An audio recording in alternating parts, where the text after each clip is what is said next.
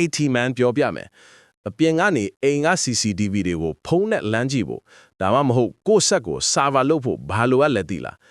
အဲ့ဒါ port forwarding မှာ router ရဲ့ firewall ဆိုတာအိမ်ရှိကတကားပိတ်ထားသလိုပါပဲ port forwarding လုပ်လိုက်တာဟာအပြင်ကနေဧည့်သည် data ဝင်လာရင်ဘယ်အခန့် IP address ကိုတွားရမလဲဆိုတာလမ်းညွှန်ပေးတဲ့တကားပေါက်ဖွင့်ပေးလိုက်တာပါချိတ်ဆက်မှု connection တိုင်းမှာလမ်းကြောင်းတွေကိုမှန်မှန်ကန်ကန်ချပေးတတ်တဲ့အလေးကျင့်ရှိရင်ညီလေးတို့ရဲ့အလုပ်တွေကပိုပြီးကျယ်ပြန့်လာမှာပါဥပမာ port 80ကိုအိမ်ကကွန်ပျူတာစီ forward လုပ်ထားရင်အပြင်ကနေအဲ့ဒီကွန်ပျူတာမှာတင်ထားတဲ့ website ကိုလှမ်းကြည့်လို့ရသွားမှာဖြစ်ပါတယ်အားသာချက်ကတော့ဘယ်နေရာကမဆိုကိုယ့်ဆက်ကိုလှမ်းသုံးနိုင်တာဖြစ်ပြီး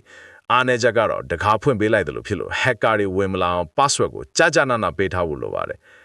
နေ့စဉ်9မိနစ်စာဒီလို IT အခြေခံတွေကိုလေ့လာရင်တစ်နှစ်အတွင်းမှာညီလေးတို့စီမှာတကယ် senior tech mindset ရလာမှာပါဥပမာတာမန်လူကအပြင်ကနေချိန်မရလို့စိတ်ညစ်နေချိန်မှာညီလေးကတော့ပေါ့လေးတစ်ခုဖွင့်လိုက်ရုံနဲ့အဆင်ပြေအောင်လုပ်နိုင်မှာမျိုးပါနေ့စဉ်9မိနစ်စာဒီလို ID အခြေခံတွေကိုလေ့လာပြီး senior ID brother ဖြစ်ဖို့ follow လုပ်ထားပါရန်ကုန်မြို့တွင်းမှာ ID services တွေလိုအပ်ရင်ကျွန်တော်တို့ ID man ကိုဆက်သွယ်လိုက်ပါနော်